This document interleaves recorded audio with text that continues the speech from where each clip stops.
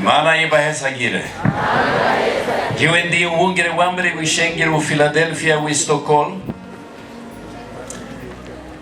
Jewe ndafise intasho z'ishengero Philadelphia kw'ishengero Kiremba.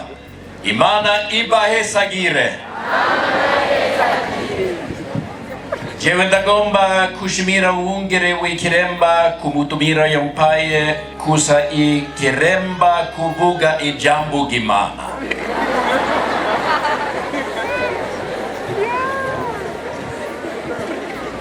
Was that okay?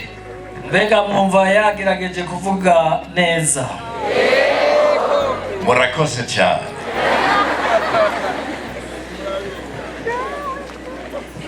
First of all, I want to express our gratitude to Kiremba. Ubwa mbere na mbere nagomba ntangure gushimira ishengero ry'Ikiremba. To uwungere wa mbere, uwungere wa kabiri. Senior pastor and deputy.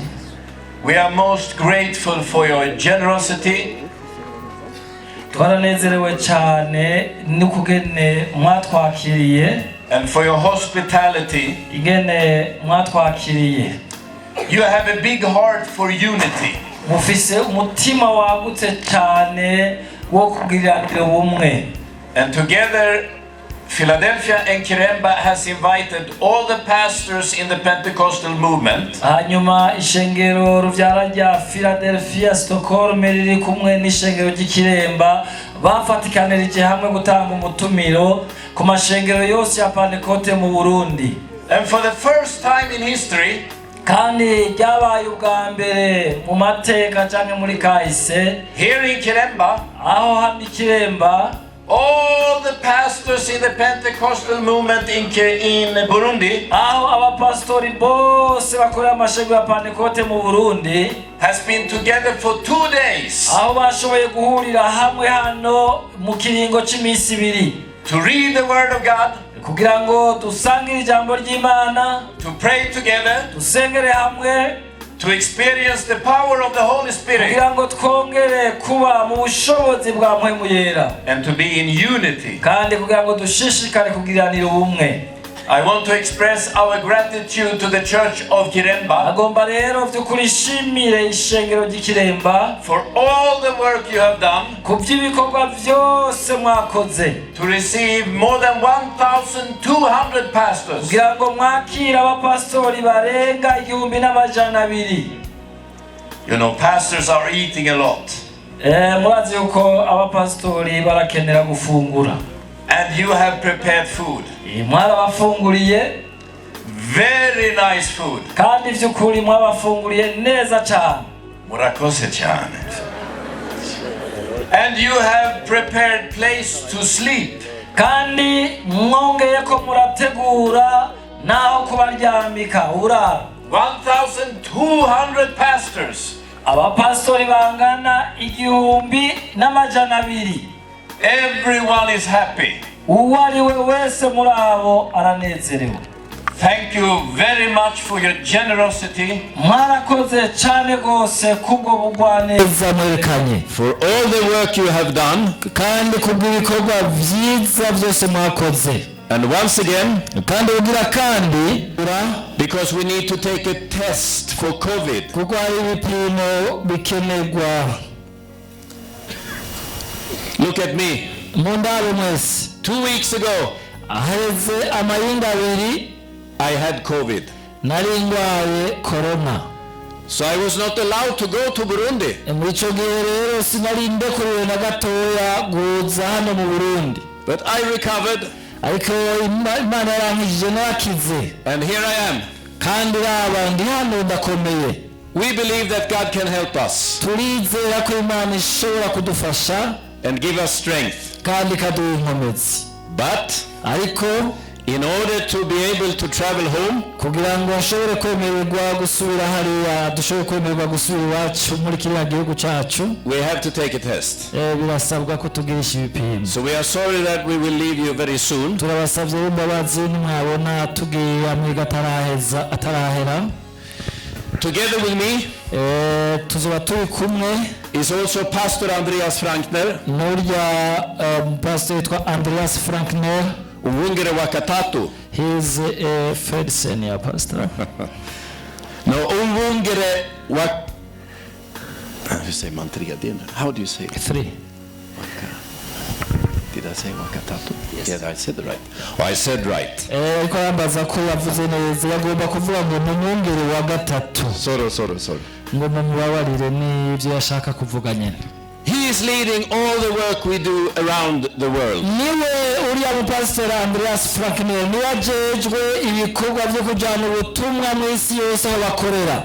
And together with me bakoranye n'uyu mwungere is also missionary Bengt and Susanne Klingberg. Bari kumwe hamwe n'uyu mwungere nawe bari kumwe n'ujya muryango wa Bengt Klingberg n'umufasoni we yitwa Susanna. They are missionaries from Philadelphia Church. Barungitswe nk'abamisiyoneri n'ishengero rya Philadelphia. But they live in Tanga in Tanzania. Bagenda gukorera kandi baba hari Tanga muri Tanzania. From all of us, kuri twebwe twese we feel very much at home in Kiremba. Twumva ko twari muhira turi hano Kiremba. And we have been so blessed by you.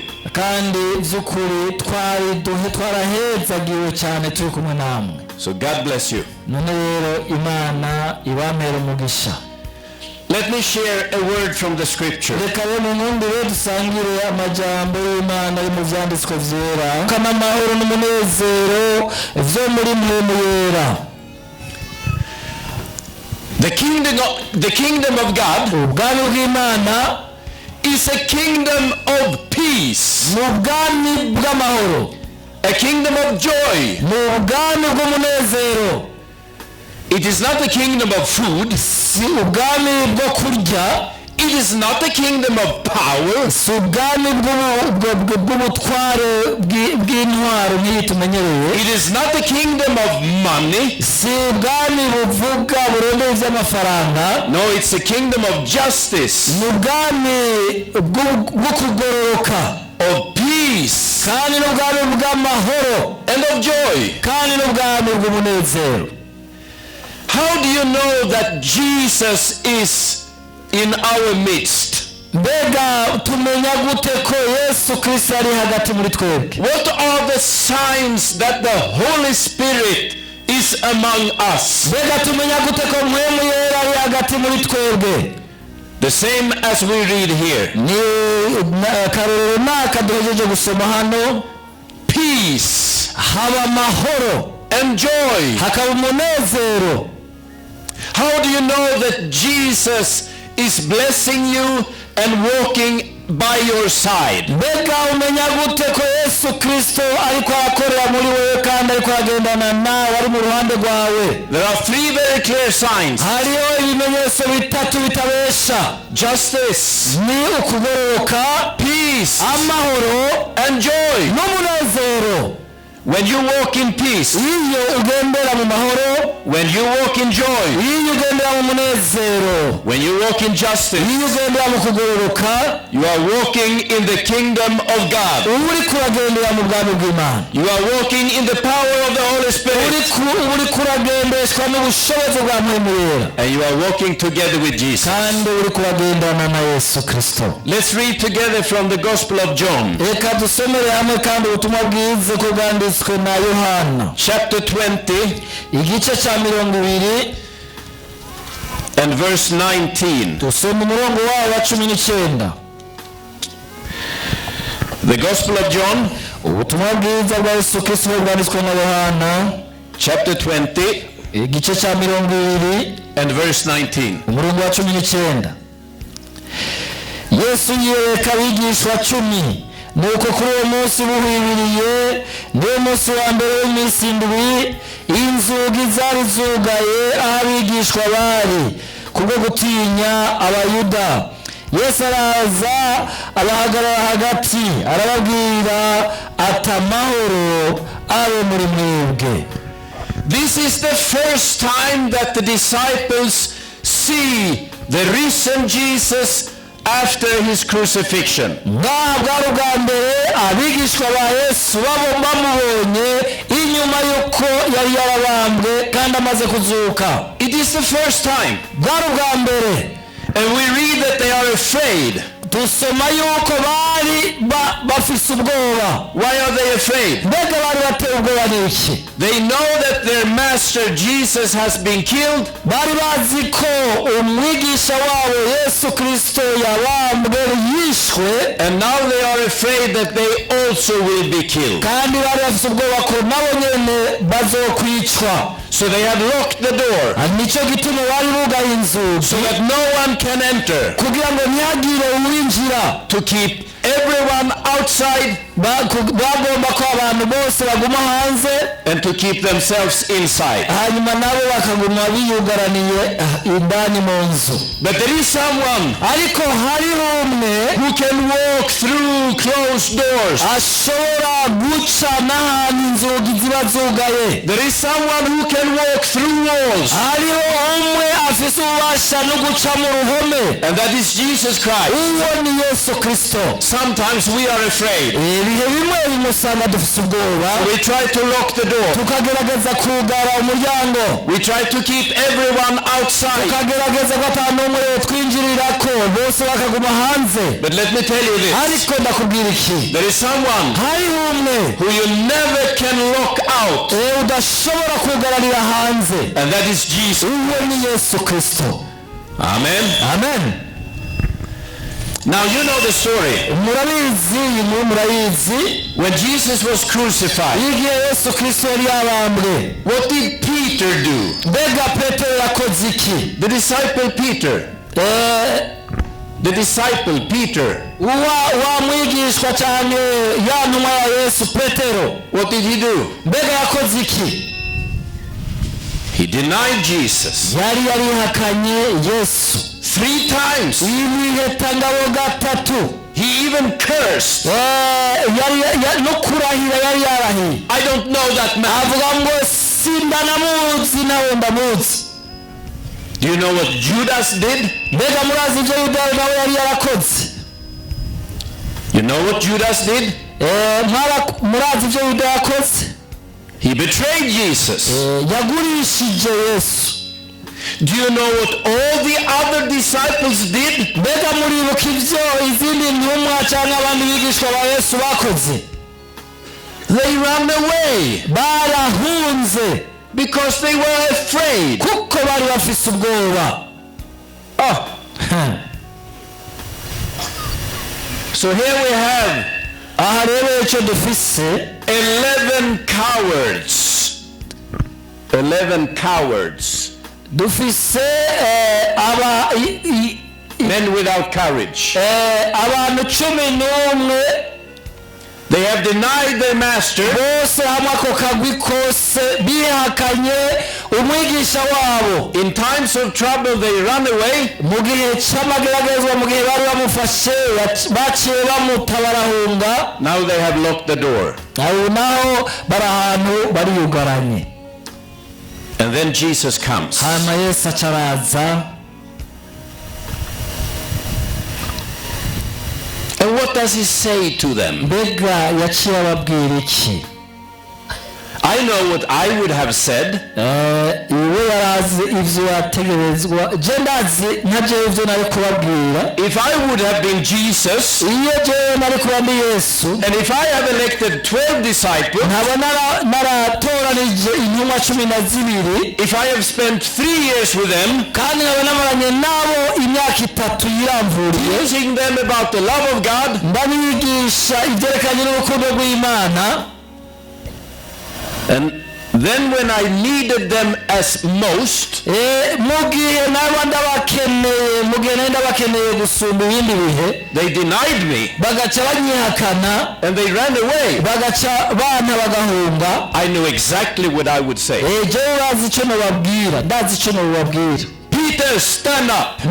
Noca nshikira Petero ngo Petero haguruka. Now explain yourself. Ugomba wisigure ubwawe. Who do you think you are? Mbega wibaza yo kurinde? You're a coward. Wewe uri umuntu yamevye. Do you agree? Do you agree? Mbega uravyemera? Do you have any excuse?